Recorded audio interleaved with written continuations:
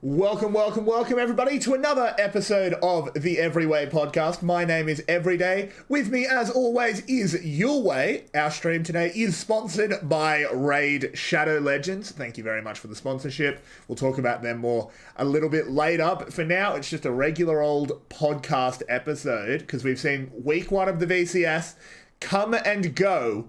What were your impressions of it, Yulwei? Boy, oh boy, that was a crazy week. We almost managed to predict not a single series. I think I ended up predicting 2 out of 6, which is not a great rate for week one. But you know, when all the top teams come in and fail, not much you can do. Yeah, it was a bit of a tricky one for sure. So one question I want to start with was, were you impressed by the level of play in that? So we had our two quote-unquote bottom teams, what we predict to be the bottom teams, Percent and OPG. They came in and won, right? So they're looking actually, if you look at the results, they look good.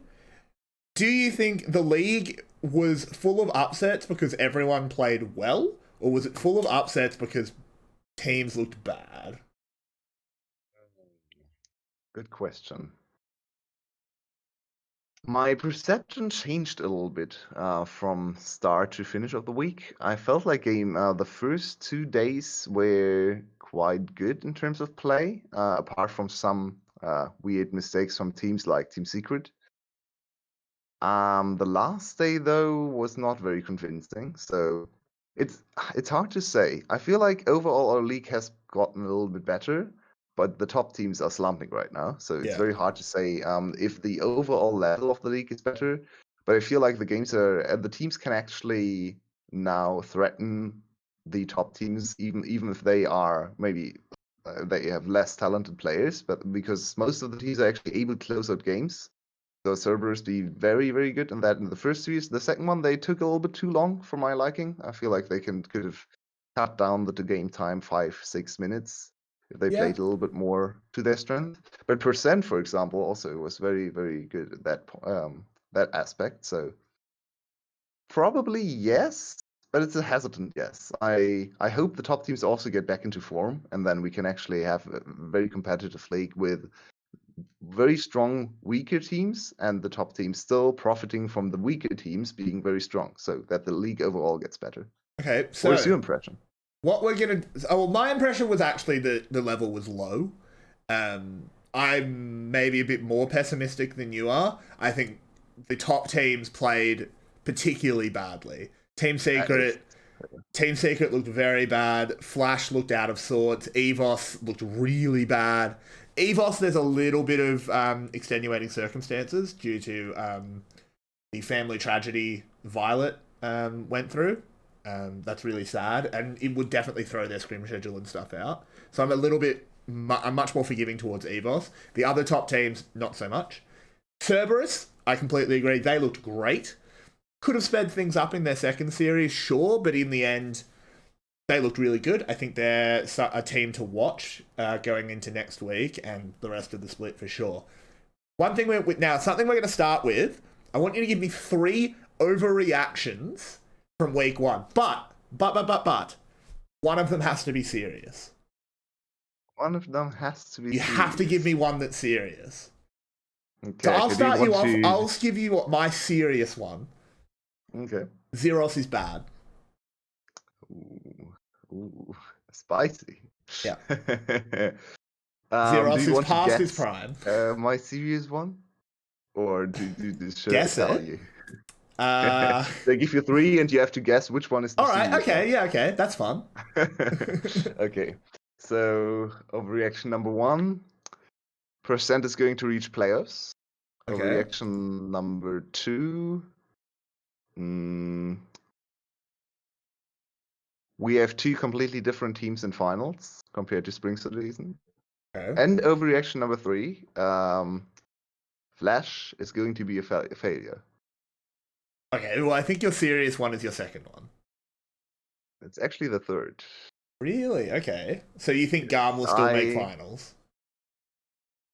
Maybe. I think it's pretty likely after the first week showing. They look pretty strong. So feel like it would be a little bit weird to also say 𝘀𝗀 is not going to make finals. I mean, it can happen, but it's not really reaction for the first week, I guess. So I feel like from the first week, I've been super disappointed with the 𝘀𝗀, and I seriously question if they can get it together because they are not looking good. Slater is really slumping. 𝘁𝗏𝗏 hasn't done anything special.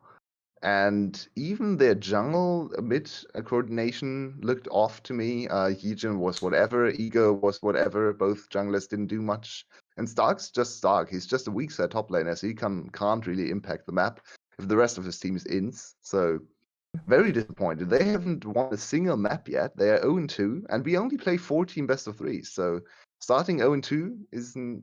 I mean, it's not the end of the world, of course, but it's really bad. Not even against strong opponents on paper. They haven't played 𝘀𝗀, they haven't played EVOS, all the teams we expect to be good. They've only played Percent and Cerberus, 2 teams that were projected to be out of playoffs. So starting 0-2 against those teams, very bad sign. Yeah, that's very, very true. So I did do 2 other overreactions that are a bit less serious. Percent makes playoffs, and Buffaloes gets relegated. Oh, okay. It's a week 1 overreaction, right? Like, if we're a little bit more serious, I think the Buffalo is still good. I think they just had a bad week. But we're overreacting based purely off week 1, and God, they looked bad. They only played 1 series and at least won a game, right? So true, they looked better than 𝘀𝗏𝗏. Okay, 𝘀𝗏𝗏 gets relegated. There we go. 𝘀𝗏𝗏 gets relegated. Well, yeah. Buffaloes were disappointing to me, but also OPG looked better than expected. So they only played 1 series. We get to see both OPG and Buffalo twice next week. So that week should tell us a lot more. It's very hard to really get a read on them. 𝘁𝗏𝗏 looked incredible. I would actually argue 𝘁𝗏𝗏 probably was the best top laner in week 1. I would completely agree. He looked insane. Even in the losses, he was still smashing top lane. He was still having so much impact. The one Akali game, he had a few times here and there where he overextended, but also made so much happen. I think he got a quadra kill or something in one of the fights. Yeah, he was definitely still looked great. The bot lane was a big problem. I actually thought the bot lane would look good because in Pulse Fire they were doing fine. But the first showing against OPG's bot lane, that is really not the greatest bot lane of all time. Yeah, Style got absolutely called out. Yeah, he got styled on. Yeah, I wasn't going to make the joke, but it's true. He absolutely did get styled on. He couldn't find his feet, and it was 𝘁𝗏𝗏𝗏. Like, I'm thinking of that Akali game. He was 1v9. If he had been 2v8, they might have won. He was doing it all, but it just wasn't enough. He just didn't have a team. So they can definitely bounce back, but we saw some of the problems with 𝘀𝑀 as well, right? 𝘀𝑀 is very easy to analyze, very good out of lane, very good map sense, but in lane, very bad. Yeah, indeed. So, and we saw that in action as well. I think he had something like an ATCS deficit very early on in the game 2 or 3 in one of the games. So, yeah, second Buffalo worry me a little bit. I thought they would be better from the get-go because they looked very good in Pulse Fire. Only barely lost to 𝘀𝗀𝗏. So I hope they can bounce back for week 2. They have 2 series, and they should definitely try to win those. Because if they start 0-3 with a new roster, with rookies coming in, that's rough. So they play Percent on Friday, and they play 𝘁𝗏𝗏 on Sunday. So at least 1 win should be easy against 𝘁𝗏𝗏 on Sunday. Oh god. I mean, you joke, but if 𝘁𝗏𝗏 doesn't get their shit together, yeah, they can definitely have another 0-2 week. 𝘁𝗏𝗏 didn't lose purely because of massive overperformance of opponents. It was underperformance of 𝘁𝗏𝗏. Absolutely. And we might very well get an 0-2 team against an OT team on Sunday when the 2 play against each other. Because right now, after Percent's first series 2-0 over 𝘁𝗏𝗏, I would favor them over SGB. So it's very likely that we actually get the clash of the week on Sunday to see which team will fall to 0-3. And 0-3 is really not where you want to be. Really, really not. So one thing we should sort of go have a look back at while we're sort of talking about how much of an upset of a week it was is we should go look at what our predictions were. Of course, we locked those in before the games were played, obviously. And why we went for them. Because, well, I mean, most of the community had a dreadful week. There's a lot of red in this sheet. So I ended up with 2 points. Nice. You ended up with 6. You actually did okay. You got 2 series right. I only got 1, and I got the score wrong. So, well, some of them are obvious, like picking the Buffalo and Flash over 𝘀ecie𝗰𝗶𝗹𝘀. That's obvious why we went for those. Absolutely, yeah. Let's talk about, I think both of us picked Team Secret to beat 𝘀𝗶𝗺. Yeah, we did. We picked the exact same thing. We both picked Team Secret to 2-1 𝘀𝗶𝗺. Why did we go for that, and why were we so dreadfully wrong? This was coming into the week one of the closest predictions. I feel like day 2 had the 2 closest, most closely matched teams play against each other in both series. I mean, Team Secret ended up being 4th, and 𝘀𝗶𝗺 ended up being 5th. So I went with historical evidence and slightly favored the slightly better team. Not much thought going into that prediction from my end in terms of like how the meta would affect anyone. I acknowledge the fact that Celebrity would probably struggle a little bit more and Artemis would be better in terms of ADC matchup, but there's still so many other great players in Team Secret. DNK should out-jungle Zhu. Yado should struggle against Artifact if Artifact is in full form. Top lane for Team Secret has always been a little bit of a problem, but they picked up a new top laner. So yeah, I just felt Team Secret would be slightly better than 𝘀𝗶𝗺, but it was very close for me. Yeah, I think that was a similar thought for me. That's why I put 2-1 as well. I particularly thought maybe there would be an upgrade in the top lane. 𝘬𝗀 looked bad. 𝘬𝗀 has not justified the pickup. Just play 𝘁𝗀. Why have you gotten rid of 𝘁𝗀? Right? Yeah, then they played 𝘁𝗀. 𝘁𝗀 looked a lot better. 𝘁𝗀 definitely looked like the better top laner. And honestly, I still don't really understand the move. Maybe we get to see 𝘁𝗀 a little bit later. He looked rough, even on tanks, which is never a good sign. That said, though, it was against 𝘀𝗶𝗺, and after week 1, 𝘀𝗶𝗺 looked like the best team, right? So that's true. You never know. Maybe 𝘀𝗶𝗺 is just too strong. That's possible, but I didn't understand it, even just as a concept of a move, because 𝘁𝗀 and 𝘁𝗀 have always done very... Sorry, my camera's just screwed up, so I'm just trying to fix that.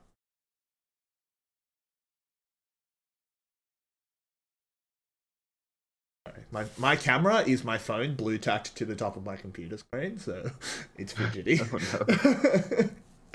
no. But yeah, Team Secret overall looked really out of sorts. They won their second series, of course.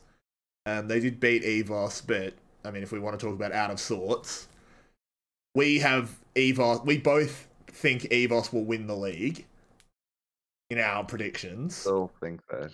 I still think that too, but their week 1 was horrific. Yeah, I'm not sure if I'm going to stick with that prediction. Of course, I can't change my pre-split expectation now in terms of Mr. Worldwide, but after week 1, it's looking rough. I thought 𝘀𝗔 would come in as one of the main carries of the team, but as you said in your overreactions, he did not look good. He looked really bad. He looked... Yeah, against 𝘁𝗏, you can kind of understand that 𝘀𝗔 might look a little bit worse, because 𝘁𝗏 is an insane player, and the two of them are very close in skill, or should be very close in skill. He lost this 1-1 early on against 𝘁𝗏, and overall in the series, 𝘁𝗏 definitely looked like the better top laner. But then against Team Secret, that one was very worrying, because 𝘁𝗀 looked better than him as well, and that should not be the case for 𝘀𝗔. 𝘀𝗔 should not look worse than 𝘁𝗀. So exactly.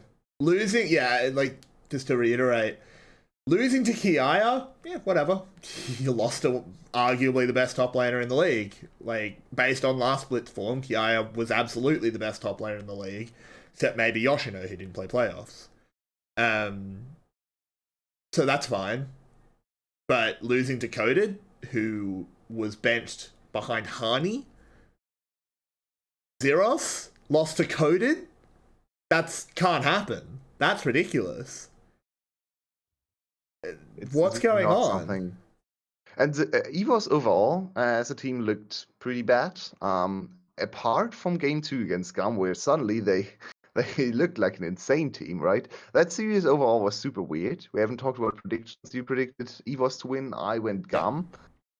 It was a very close call to me as well. Then the first game happened. We were like, oh god, 𝘀𝗀𝗋 is going to stomp everyone again. Second game happened. That was such a weird series. In 24 minutes, yeah. Both teams seem to be very strong in early game if they get going. EVOS definitely has strong players all across the board as well. Especially bot lane looked strong. We gave B MVP for the second game where he played 𝘀𝗰𝗰𝗀𝗀, if I remember correctly. Yeah, and had the heat-seeking he popped off. Absolutely. He had like 21 assists or something. He had insane kill participation. So there's still hope for EVOS. But yeah, I feel like the 𝘀𝗀𝗋 series actually wasn't the big problem. Like losing to 𝘀𝗀𝗋 in good form. Yeah, I think it's fine. In your first week, you can probably afford to lose to 𝘀𝗀𝗋. But then the 0-2 against Team 𝘁𝗏, who looked like the worst team in the league against Cerberus. That was the really worrying sign to me. That was where I was reconsidering my prediction, because that series looked rough. Very, very rough. Yeah, again, I'm happy to give EVOS another week, just because of outside circumstance. You know, your coach had a father pass away. That's gonna, like, this sounds really cold, because, like, in the end, it's like, just, you know, I hope Violet's okay. That's very sad. That's going to destroy your scrim schedule, though, if we be very callous and just think about the implications on League of Legends. Your scrim schedule's gone.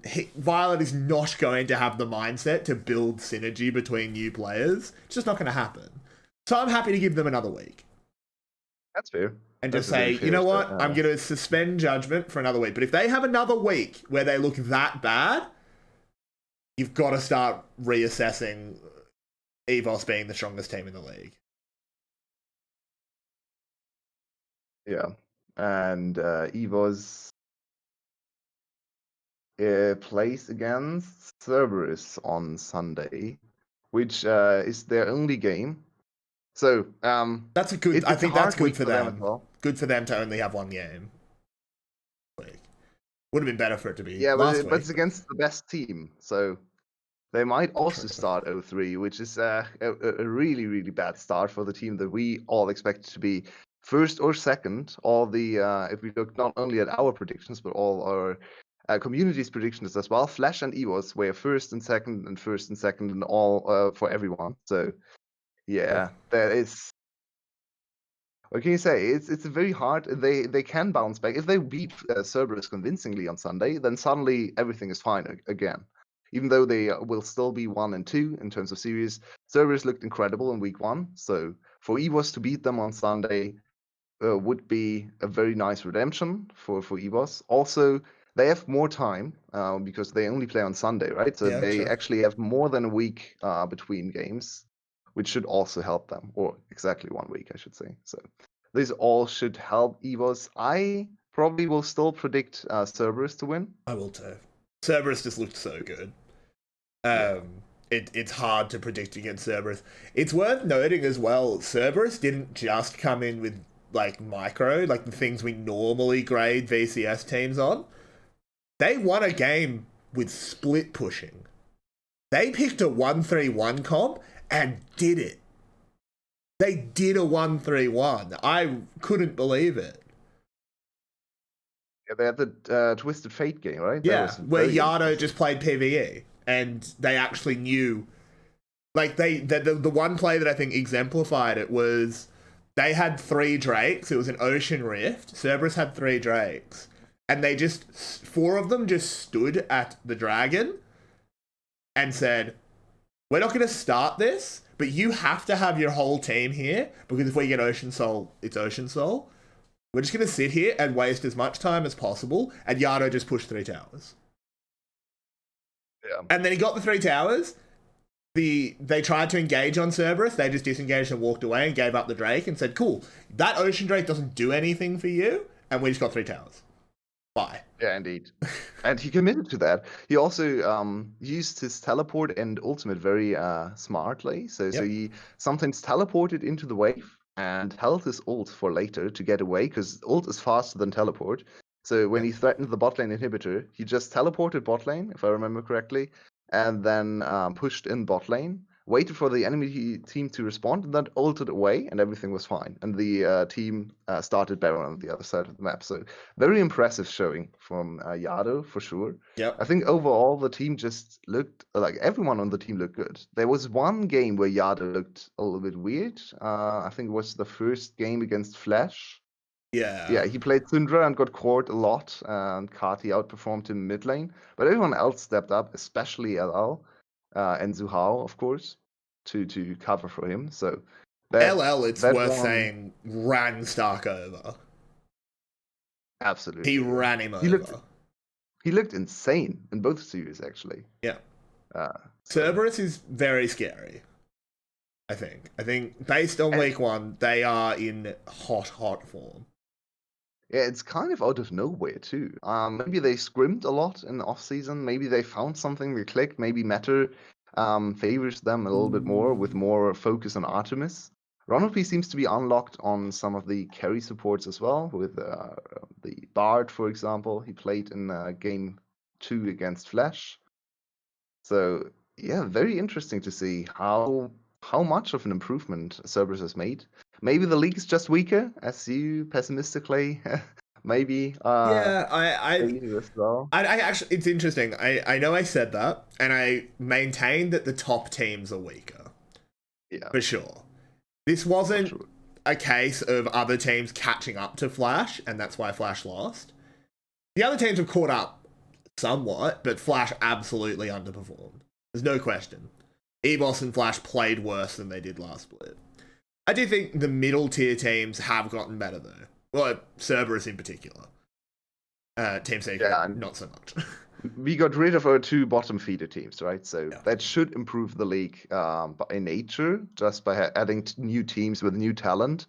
If they don't fail completely, the league should always get better, at least at the lower end. That's true. Yeah, the bottom 2 teams weren't the greatest last split. Yeah, I mean, mean, we had a pretty competitive top 4, but then the bottom 2 teams, well, they were there. Yeah, I think our initial prediction of an incredibly competitive top 6 with a bottom 2 that can take series is holding true.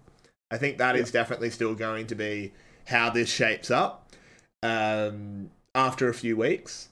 I think 𝘀𝗀𝗀 and 𝘀𝗀𝗀, yeah, they got off to a good start. I know a lot of people are already like, 𝘀𝗀𝗀 and 𝘀𝗀𝗀 are going to be the finalists. Book it now. It's like, calm down. It's been 1 week. That's not happening yet. I still think they're going to be the bottom 2 teams just because they're young. They're new. Maybe one of them can get up to 6th. That's possible. I actually think 𝘀𝗀𝗀 has a lot of potential. I agree, but I still think the smart bet, not that we're betting, but like, you know what I mean, is still for 𝘀𝗀𝗀 and 𝘀𝗀𝗀 to be bottom 2. Need another couple weeks before I'm starting to say one of them can make top 4.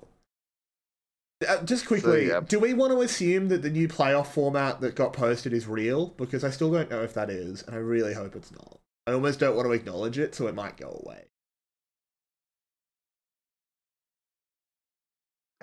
I guess it's real, because has there been an official announcement? Apparently not. Apparently it's just a rumor.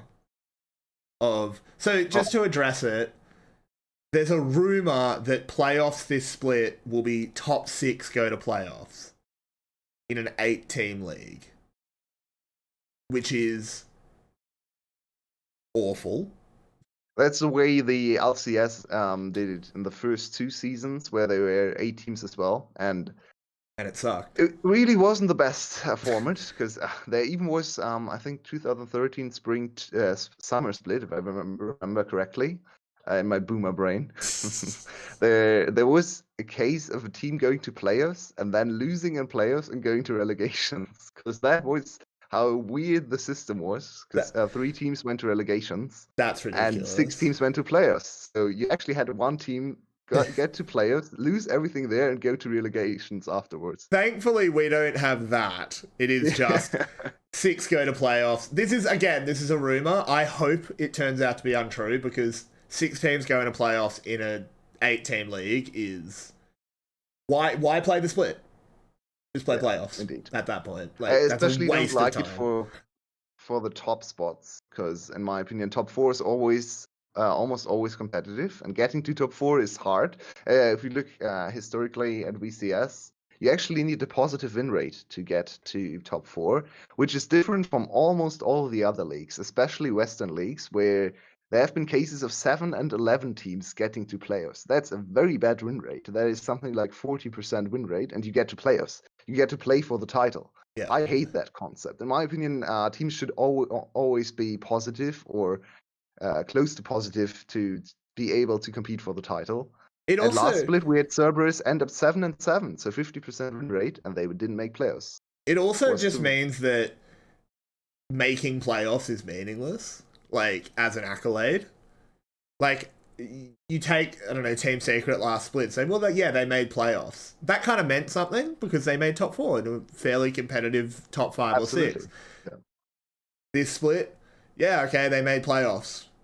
Cool. What, they won 4 series? Grats, like, who cares? I hate the system. I really, really don't like it. My overreaction for percent was based on the 4 team players, because I think for 16 players, that's not an overreaction at all. I was very impressed with percent. Yeah. And right now, I would actually probably predict them to make top 6. Not sure, but the top 4, it's too early for top 4. But they looked very strong as well in week 1. They only played Flash, so take it with a grain of salt. They only played Flash. Yeah, I mean, that's the reality we live in, right? That is the bizarro world that we live in. They only played Flash. And that's a mitigating factor in celebrating how good they looked. Yeah, I mean, it is, but it's just funny. If I could go back 10 days into the past and tell myself that Yulwei is unironically going to say percent only played Flash, and that's to say that we shouldn't get too excited. I don't think I'd believe myself. But I think this week is the week for percent fans to be very, very anxious and excited for their team, because if they perform well this week, they are the real deal. They play against 𝘁𝗰𝗶𝗹𝘀𝘀, which should be a winnable game, and then they play against 𝘀𝗰 on Saturday. And if they can take the series of 𝘀𝗰, that would be a really big statement. Yeah. So, I mean, do we want to talk about our predictions for next week, or do you want to keep talking about week 1? We have more to talk about week 1. We can look at the next week and see what we think about next week. So, I've got the predictions open. Let's have a look at yours, because it means I don't have to look at mine. You have 𝘀𝗰 taking 2-0 over OPG, which I agree. Percent 2-1 over the Buffalo. We can talk about. And you've got percent beating 𝘀𝗰 2-0. All right. Do you want to talk us through that one? Is that just a hype, or do you really think that's going to happen? Both teams play on Friday, so I'm going to change my prediction according to play. Okay, fair enough. This is only, I always try to be as on the day as possible, or as actual as possible. So weak. Results-based analysis. Results-based adaptation, okay? Play-based adaptation. Yeah, so I predict 𝘀𝗰 to beat OPG pretty easily. OPG won against 𝘁𝗰𝗶𝗹𝗀, but honestly, I felt like it was more 𝘁𝗰𝗶𝗹𝗀 losing to OPG. They had one very impressive game, but overall, the player strength on that team hasn't convinced me yet. I still feel like some of the players aren't the greatest. I'm not the biggest fan of 𝘁𝗀. I feel like he's too volatile. So 𝘃𝗀 should just exploit him over and over again in the series and should be an easy 2-0 victory for 𝘀𝗀. The 2-1% is less to take away from percent, more to actually acknowledge that 𝘁𝗀𝗶𝗹𝘀 will be a strong team this split. And I feel like that percent wins against 𝘁𝗀𝗶𝗹𝘀 here is actually very good for them, in my opinion, if they do. Yeah. And then 𝘀𝗀 against percent. Why do I predict percent to win? It has to do with the way 𝘀𝗀 was beaten by EVOS, and I feel like percent is has better team coordination. So mid lane shouldn't be that big of an issue for them. They have 𝘀𝑠y, and 𝘀𝑠y should be fine against 𝘃𝗀. And that's why it's hard to say. I can definitely see a world where 𝘀𝗀 just runs over them in the early game and 2-0s them in 40 minutes. It's possible. It's 𝘀𝗀 after all. But the coordination at late game, I feel like, is in percent's favor, and they have strong enough laners to not collapse in the first 15 minutes, and then just play late game style or mid game, late game, and just out macro, out team fight 𝘀𝗀. Yeah, I definitely think that's possible. I haven't gone so far. I've still picked 𝘀𝗀 to win that, but it will be. I will also be doing some results-based adaptation. I do my week of picks and then change them when needed. I just do them all so I don't forget. What did you predict for this one? So for this week I have 𝘀𝗀 2-0ing 𝘁𝗀, percent 2-0ing the Buffalo, 𝘀𝗀 2-0ing percent, Team Secret losing to 𝘁𝗀 2-1. That's an interesting one. Okay. I think Team Secret look really, really bad. But I will change that based on how 𝘁𝗀 look against 𝘀𝗀. If they look competitive, I'll change that. If they don't look competitive, sorry, I'll change that to probably Team Secret winning. Then I have the Buffalo 2-0ing 𝘀𝗀 and Cerberus 2-0ing EVOS. I think we have a lot of 2-2-0s here. It's only one 3-game series for you. That is sad. Very short week. Yeah, again, I'll probably change a few of the scores to 2-1s and stuff. I just sort of am just picking the winner at the moment, and then I'll actually think about what I think of the game score. Of those, so we've talked about percent a fair bit. What about the Buffalo versus 𝘀𝗀? Because I have the Buffalo winning that 2-0, but I'm not confident. Not at all. Yeah, I'm not at all confident in that pick. Looking at week 1, I think you have to predict Buffaloes. They didn't look great in their one series against OPG, but 𝘀𝗀 looked horrible in both series. So there was still more going for Buffalo than for 𝘀𝗀. I think 𝘀𝗀 didn't get a single MVP point for us. Not a single 𝘀𝗀 player in 4 games got a single MVP point. That's how unremarkable their performance was. Yeah. While 𝘁𝗀𝗶𝗹𝗀 at least had very strong points in of course, 𝘁𝗀, who performed out of his mind. I feel like the first game overall, they looked quite good. They dominated that one. Bot lane needs to find a little bit more stability and maybe have to work on the meta read. A lot of Senna, and they didn't look too confident on the Senna, so I feel like bot lane needs to step up a little bit more. But Slater is not looking too great either, so honestly, even bot lane shouldn't be that big of a problem. And then Stark against 𝘁𝗀 is a big favor of 𝘁𝗀 right now, so I feel like that prediction is fine.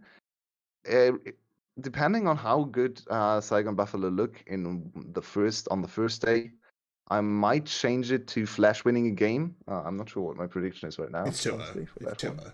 Yeah, it's 2-0. So 𝘀𝗀 might be able to take a game here. And honestly, it's very hard to predict again, because it could also just be that 𝘀𝗀 finally found their form again. Slater will look incredible, and they 2-0 them. Who knows? It's very hard to predict. There's a lot of downtime in the VCS, especially if you come from a 2-game week to a 1-game week. It's on Sunday, so a lot of time to prepare. Hard to call, but right now I think it's very fair to say 𝘁𝗀𝗶𝗹𝗀 goes 2-0 here. Yeah, so just to explain what Yulwei was saying before about MVP points, we're doing things a little bit differently this split. We are still obviously giving an MVP after every game, and that'll be tracked, and that'll be the overall VCS English MVP at the end of the split. Will just be based off the announced MVP. You'll be able to track it. But we are doing a different award, which we are yet to name. After every game, we are both, and we don't necessarily agree. It's like up to me and it's up to Yulwei. We've agreed on a lot of them, but we don't have to. We are giving one person 3 points, one person 2 points, and one person 1 point. And then cumulatively at the end of the split, whoever gets the most will win our other award that we are yet to name. And I can say, and again, that's secret. Right? You won't be able to track that. That'll be a surprise at the end of the split. But I can already tell you that several players that lost games have got points. Yeah. Which is why I like the system. Because you can't give a losing player MVP. It just feels wrong. It has to be such a ridiculous 1v9. And then like almost just they lose to a split push. Like that's like the only scenario. I think we've given one losing MVP ever. Yeah. I think we gave one. It wasn't summer last year. Last year.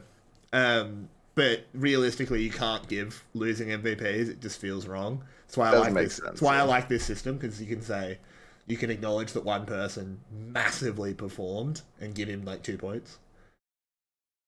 Yeah, I like to. Let's see where it leads us. Actually, of course, favors for things like comparing points in 1 week. Of course, still favors teams that play 2 series massively, which makes sense. This scheduling for VCS will always favor the teams that play 2 series. And right now, looking at the leaderboards, I'm not going to spoil the points, but the 2 players in the lead are 𝘁𝘀 and LL, so 2 players from Cerberus, which makes a lot of sense. They played four games, they won all 4 games, so 4-0 game score. Most games you can win in 1 week. So and it makes a lot of sense. At this point, it's very early on. The giving 2 and 1 hasn't come into much of an effect yet, because generally speaking, the MVP will get 3. Something to think about as well. I can't look at my team because, as I said, my phone is my camera. How are you looking in the fantasy league? Oh, that's a good question. So to explain while you get it up, we have. So again, I'm sure everyone that's watching this is already in the Discord, but if you're not, scroll down. There's a Discord community you should join. We set up a couple fantasy leagues on an app called 𝘁𝗶𝗹𝗀. We're not sponsored by them. We are sponsored today by Raid Shadow Legends, but 𝘁𝗶𝗹𝗀 doesn't sponsor us. They just have a VCS section. We set up a few, and there is a league that is a lot of the production people all together. How are you looking? I won my first matchup. I won by about 200 points. It was great because the pick ban system is completely broken. Have you made a gentleman's agreement with your opponent not to use it? I have. Me and Amber have agreed to just not lock in picks or bans. I don't even know who I'm playing against. I play against Peng, and Peng took away my ADC. I reserved. That is not okay. Okay, yeah, that's not nice. So, yeah, I lost the first week pretty closely because I wanted to go for style ADC, so I picked 𝘁𝑚ei as a placeholder, and then style wasn't added, so I had no time to change my starting lineup, and I only played 4 players. That was a little unfortunate. So now I said I picked up 𝘀�cije𝗰𝗋𝗀 in the app, but the app said I didn't do that. So yeah, the app is a bit weird with that. Yeah, thanks, team. It's quite weird with that. Like I'm very proud of myself. I got the 2nd most points in the league. So that's not independent of winning my matchup. I got, I think, 530 points or something. You'd be able to check, because again, I can't check with my phone. Without a support. Because I had Venus, who didn't play. So I had a good week. Yeah. But again, it was like, so the app has this system where you go through and so you match up against the other person in your league and you go, okay, so for example, I have 𝘀𝘀 as my top laner, and you can. So I get to pick a champion, and my opponent gets to ban a champion. And if I pick a champion and then 𝘀𝘀 plays it, I get double points. But if my opponent bans it, you get 0 points. And I think against my opponent, I got 5 bans right. Like, I banned out 5 games and ended up winning by like 200 points. And it was like, that's just unfair. Because I was just predicting meta shit. Like, for my ADC, I just picked 𝘀𝘀. Because of course he's going to play 𝘀𝘀. And he went like 11-1 and I got like 280 points. It was ridiculous. A weird system. Yeah, me and Amber have a gentleman's agreement to just not lock them in and just let the raw points decide who's going to win. But Amber cheats. She can actually see the future based on her pick'ems last split. So I'm not too confident. I'm pretty sure I'm going to lose. Probably. Yeah, but my team is not looking too great either. Even if I get 𝘁𝗶𝗹𝗀 back, because he's mine, 𝘁𝗶𝗹. He's mine. Give him back. I went EVOS and 𝘁𝗶𝗵𝗀 for my team, which turned out to be a little bit of a problem. I have EVOS top side and 𝘁𝗶𝗵𝗀 bot side, so not the greatest start to the league. But you know, maybe I can get somewhere this week against the thief that took away my ADC. But let's turn to some of the best players of the first week, and maybe see if do you think they will sustain their form? We have, I'd say, our 4 outstanding players for week 1 are, or a few of them, are 𝘁𝑎𝑠𝑚, even though he's on a losing team. We've talked about him. 𝘀𝑺, of course. 𝘁𝑎𝑰 for 𝘀𝑚. 𝘁 for 𝘁𝗶𝗀. What team does he play on? 𝘁𝗶𝗀. 𝘁𝗶𝗀, right? And of course the 2 MVP leaders, Artemis and 𝑙𝑙. I think those 6 are the outstanding players of week 1. Yeah, and I think 𝘁 was more. He wasn't amazing. He came out of nowhere, quite literally. He was. Yeah, he looked I didn't solid. even know they picked him up. Yeah, he looked solid. He didn't blow me away, but he was good. 𝘀𝑚 playing on the team with 𝑍in. Yeah, and 𝘁 was in his game as well. Yeah, that was great as a play-by-play caster. 𝘁 v 𝑍in with 𝘁 on the teleport. That was great. It was fun. If you go back and watch that VOD, you'll hear lots of champion names. No idea why. Just weird. Yeah, so I think of those, 𝘀𝑙 is probably the most surprising. I didn't expect 𝘀𝑙 to be a huge standout player. We kind of framed, when they went up against Flash, we were talking about, you know, the battle of the boomers, the overcooked pasta matchup, where they were just going to hit each other. They were just going to hit each other with the wet spaghetti. But I feel like 𝘀𝑙 might need to be taught how to cook, because his spaghetti was raw, and he was hitting pretty hard. Yeah, it's pretty unfair to fight overcooked spaghetti with raw spaghetti. Yeah, I feel like not fair at all. That's rough for the overcooked spaghetti. Definitely looked rough. But yeah, I was very impressed with him. I always thought he was a little underrated, but he definitely stepped up big time first week. And if he can be, I mean, if you look at the league right now, there isn't really a top lane matchup that you have to be super afraid of. 𝘁𝑖𝑎 is super strong in lane, especially, but a lot of times 𝘀𝑚 also like to play a little bit away from top side and leave him on an island. And 𝘀𝑙 is a pretty good island top lane player, so I feel like not even 𝘀𝑚 is a matchup where Cerberus needs to be afraid of losing top lane or top side hard. And then Xerath is in a slump. Yoshino's not playing, so the 2 biggest carry top laners are not there. He has already beaten 𝘀𝘀 very handily, so 𝘀𝑙 can actually be a very strong point for this team that overall is looking great. Funnily enough, it's interesting you say the 2 biggest carry top laners aren't there, with Xerath in a slump, Yoshino out. 𝘁𝑎𝑠𝑚. He's a carry top laner. True. I feel like you should not be ignoring 𝘁𝑎𝑠𝑚. Obviously, his team had a very bad week, but 𝘁𝑎𝑠𝑚 didn't. 𝘁𝑎𝑠𝑚 continues to, like, we were talking about how his form in Pulsefire was super surprising. Sorry on camera, everyone, if you're getting way too much shoulder from me. It's 𝘀𝗀 apparently is obsessed. Um, um,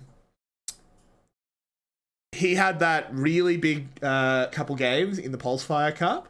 They looked really, really good. That's why we were hot on the Buffalo, because, yeah, okay, it was an off-season show tournament with some silly rules, but they had some very, very good mechanical outplays, big moments, big games, and 𝘀𝗀 was a lot of those things.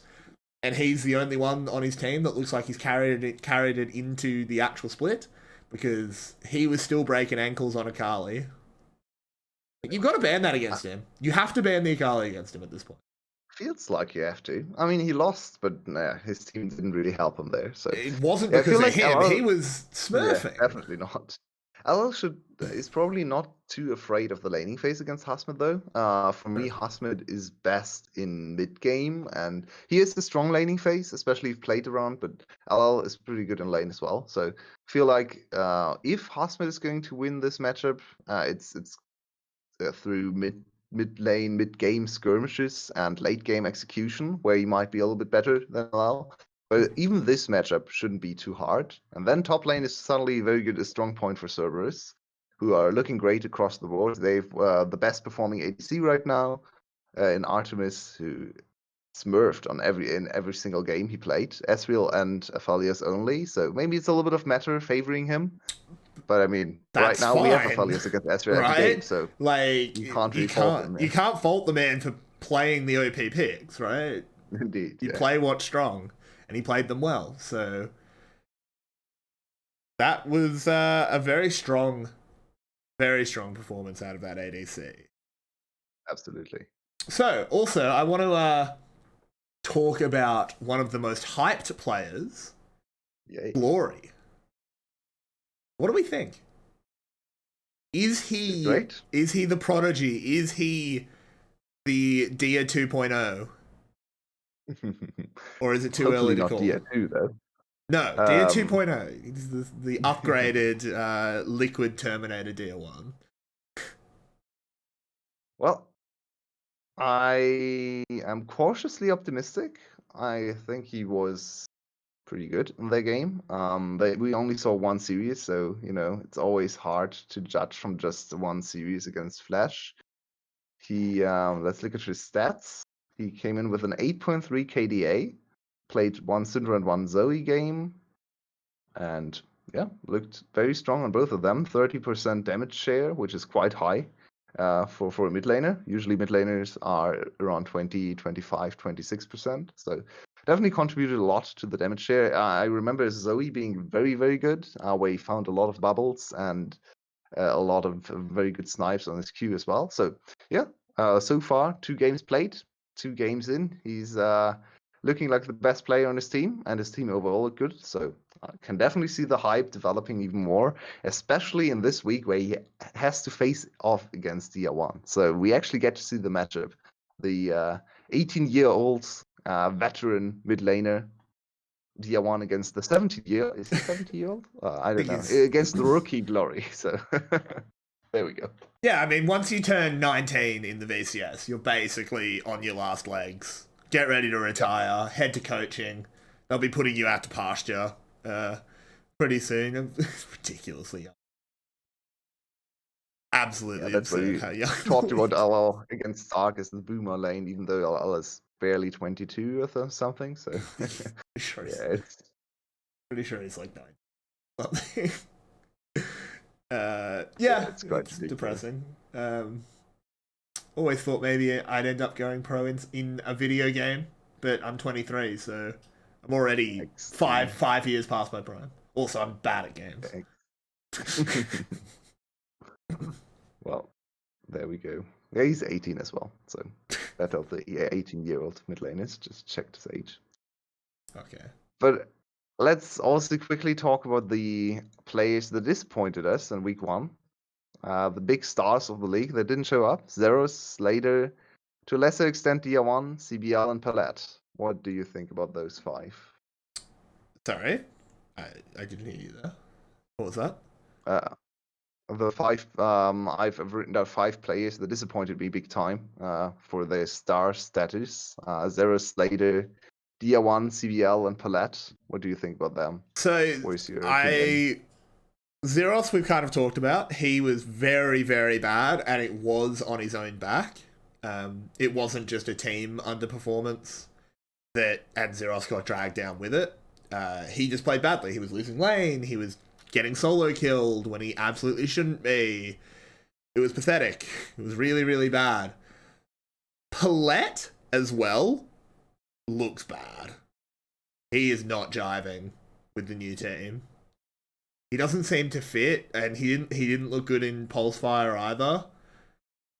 Is he past his prime? Does he just not fit the culture at Flash? What's going on with 𝘀𝗏𝗏? Because it's not good. Yeah, both bot laners of Flash are struggling right now. Maybe it's really just that they need more time to gel, more time to synergize, and I still don't understand the move. I mean, yeah, the move is strange to me as well. Seems to have heard everyone involved, so yeah, it's a little bit of a weird thing they have done there. But it's well, they wanted more shot calling, right? So CBL didn't shot call enough, so they wanted 𝘁𝗏𝗏 for more shot calling. They broke up a very strong bot lane. In laning phase, I'd say the second strongest overall, the 2 strongest players when it comes to bot lane. And so far, it hasn't paid off too much. Also thinking about VCS paid against off at PCS all. tournament, it's where done the opposite Flash, of paying off. yeah, I mean, Flash got to finals in VCS v PCS, but 𝘁𝗏𝗏 inted quite a lot on Yuumi especially, His where Yuumi for was some reason awful. he died every single time he played Yuumi in lane early on because he was way too aggressive, way too eager to jump out. And Almost then needed to start taking Flash. Yeah, honestly, which is never a good sign on Yuumi. So yeah, it's very hard to say what is going on there. Also, still don't really understand 𝘁 and 𝘁𝑒. I guess 𝘁𝑒 is understandable, but also is not looking great in terms of team coordination.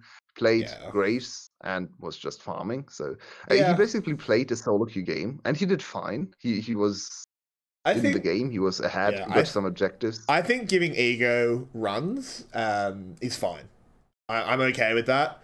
Just as he's a young guy, you know, you bring him out almost as like, you know, letting a big angry dog off a leash, and he might rip someone's throat out, or maybe they just kick him in the head and then you bring Yijin back in the next game. I think that's fine. Yeah. I think that's the role 𝘁𝑒 plays. He's a surprise factor. He's a curveball. 𝘁 doesn't make sense. And they did play in one of their games. They did break the duos. They played 𝘁𝑒 and 𝘁𝗏𝗏𝗀𝗃. That's important. That has to keep happening because 𝘁𝑒 is really young. He's a solo queue prodigy. He has height. Like, he may end up. He didn't look at right then, but he could end up being a really, really good jungler in halfway through this split or next split. He could be really good. 𝘁 is only going to get worse. We've seen peak 𝘁𝗁. He's not climbing the mountain again. That's not how careers work. He's climbed the mountain. He's coming back down.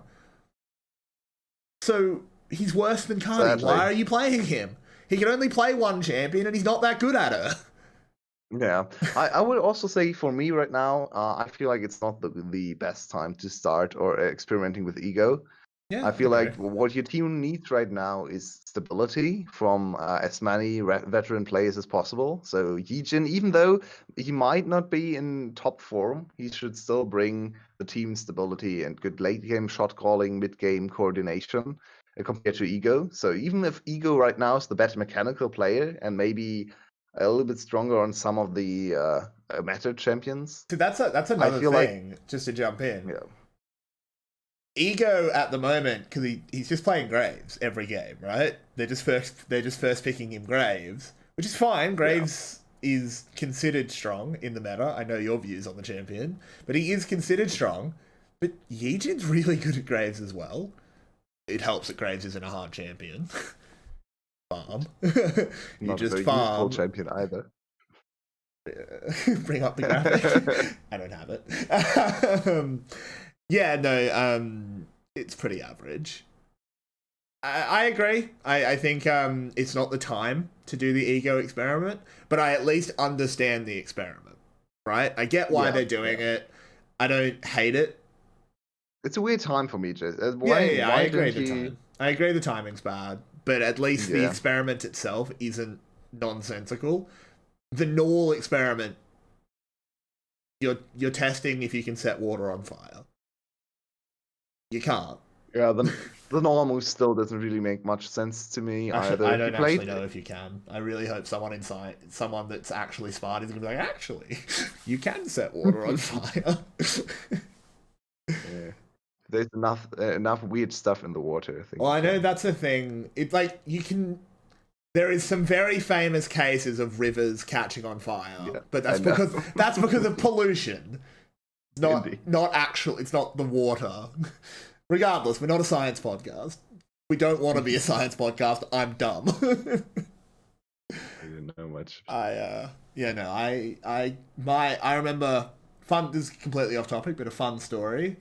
The way my school worked is in year 10, because year 10 is the last year that doesn't really matter in Australian high school. Like, if you fail year 10, you can still bounce back in year 11. It doesn't really matter. But the way my school did it is you had to take all 3 sciences. You did a trimester of each science. So you did physics, chemistry, and biology. It was just like a taster, right? And then in year 11 and 12, you could pick ones to actually do. I remember I was like, yeah, I'll do bio in year 11. And the bio teacher came up and said, now, Tom, is that a good idea? And I was like, oh, I found it really interesting. And he's like, yes, but your grades matter in year 11. Oh, that's right. Holy moly. And I went, oh, okay, I'll do another history. And I ended up doing 6 histories. What? Well, 6 histories / politics. I did a lot of humanities. So you just completely dropped science? Yeah, I completely dropped. I completely dropped science and maths. I didn't do it for 2 years. Because Australia is weird. The only subject we have to do, and I think it's changed now. I think it changed 2 years after I graduated. You have to do maths, which I think is a good thing. But it was great for me because I'm terrible at maths, and the only thing you had to do was English. That was the only compulsory subject. Everything else was an elective. So I did English, 2 histories, 2 politics, and drama. That's what I did in year 12. It was great. Very well-rounded. Very specific. I mean, why not? You do what you're good at, right? Like, in the end, I got a really good ATAR and I could go to whatever uni I wanted. Score, though. Yeah. I've told this story to you.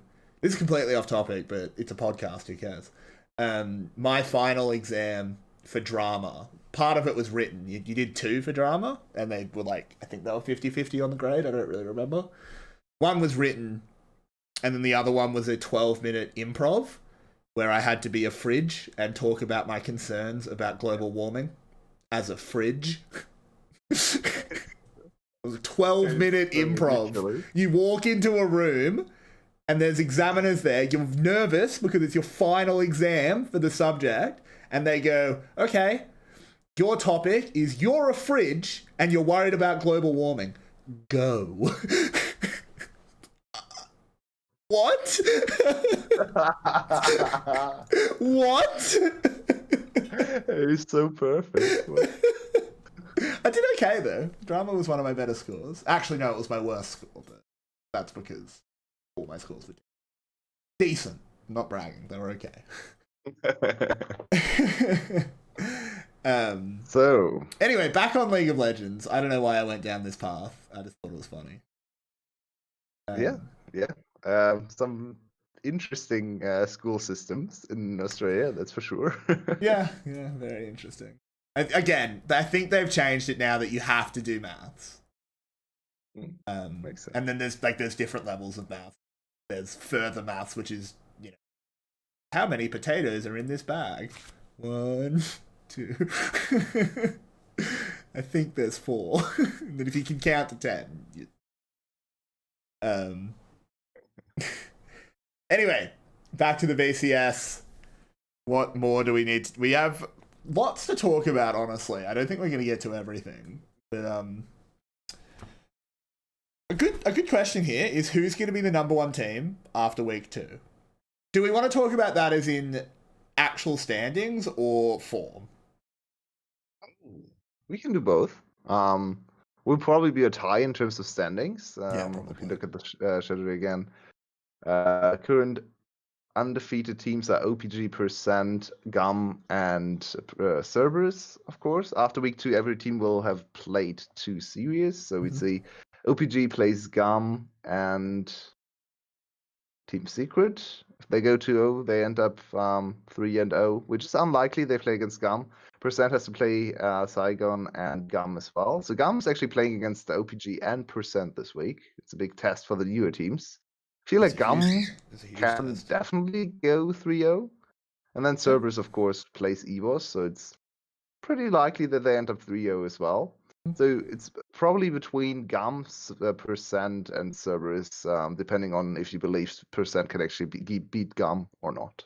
Which I think is not unreasonable. Like, they absolutely can. It can be a little bit tricky to favour them, but they can beat 𝘀𝗰. That'll be a good game to watch. For sure. That's a hard one to call. Percent looked really good in week 1.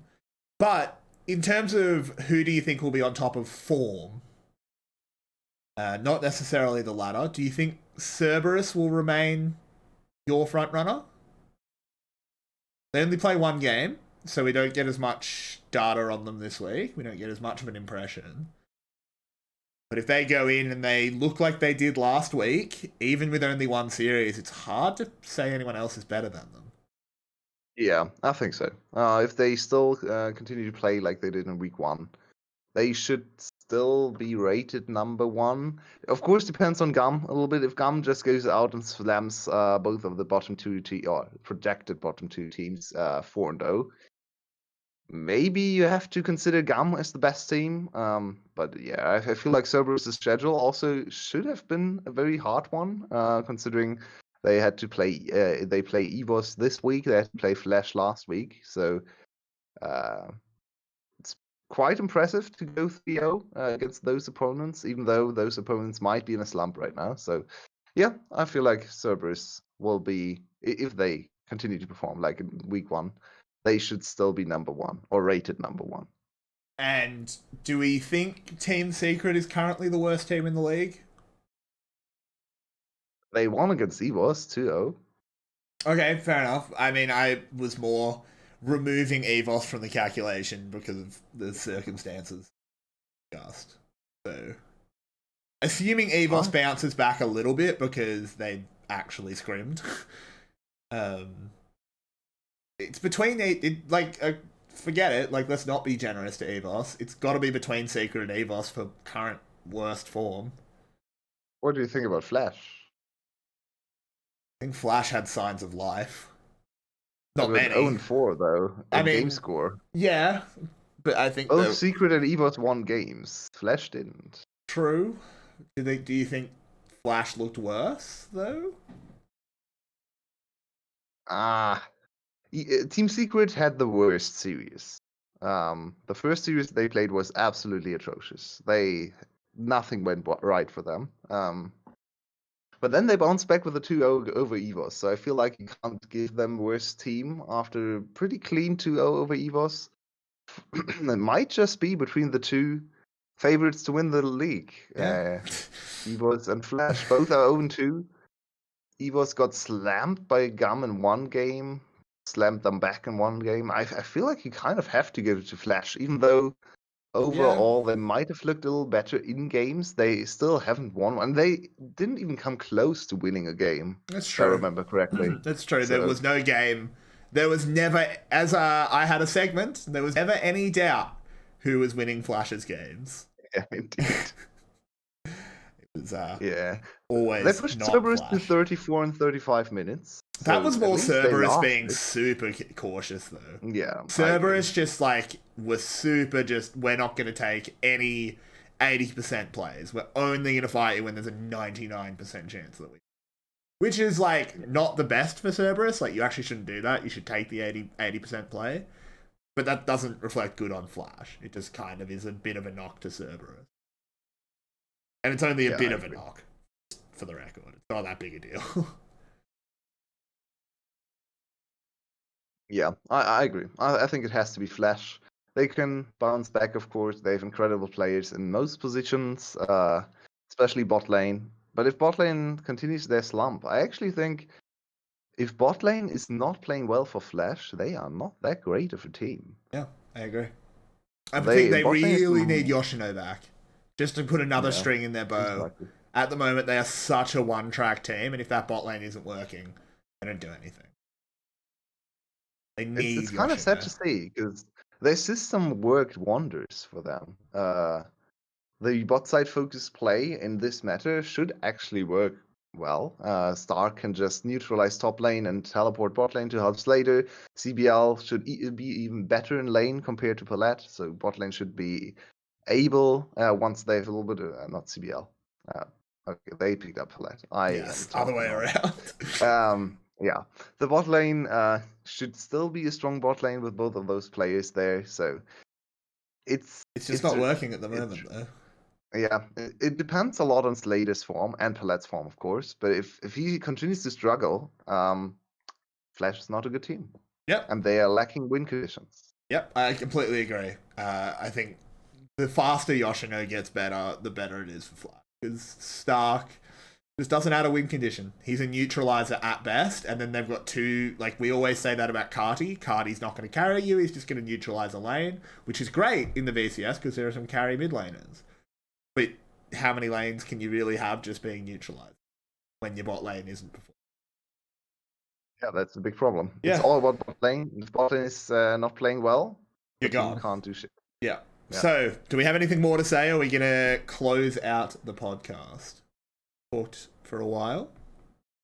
Yeah, I think we hit most of the points. Of course, there's always more to talk about, but it's only 2 days left till we start week 2, and a lot of unanswered questions still. We will get closer to an answer. Of course, week 2 is still very early in the split, so I'm excited to see if Cerberus and 𝘁𝗏 can keep up the very strong performance in week 1.